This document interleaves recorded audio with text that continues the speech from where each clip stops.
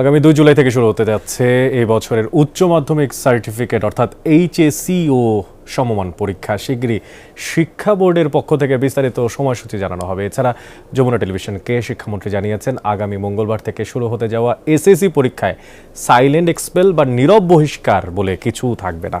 শিক্ষার্থীদের উদ্বিগ্ন না হওয়ার পরামর্শ দিয়েছেন মন্ত্রী আনম এহসানুল হক মিলন।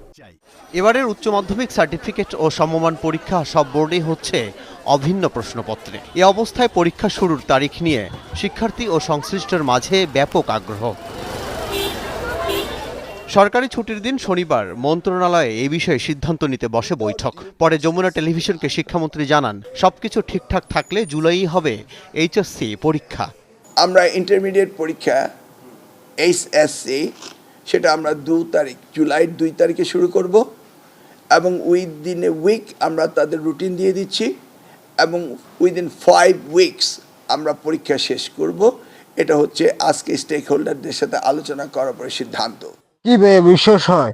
আমি বিশ্বাস করছিলাম না, কিন্তু শিক্ষামন্ত্রী আজকে তিনি জানিয়েছেন শিক্ষার্থীরা যেহেতু পরীক্ষাটা পিছাতে চেয়েছে সেহেতু আমরা 2 জুলাই থেকে শুরু করবো উচ্চ মাধ্যমিক 2026-এর এসএসসি পরীক্ষা। তোমাদের পরীক্ষাটা আমরা এতদিন জানতাম কি জুন মাসের 7 তারিখ শুরু হবে, এরকম গণমাধ্যমগুলো বলছিল, কিন্তু রুটিনও শিক্ষা বোর্ড প্রকাশ করে নেই। কিন্তু অবশেষে তিনি যমুনা টিভিকে জানিয়েছেন, শিক্ষামন্ত্রী স্বয়ং যমুনা টিভিকে জানিয়েছেন আগামী 2 জুলাই থেকে 2026 সালের এসএসসি পরীক্ষা অনুষ্ঠিত হবে।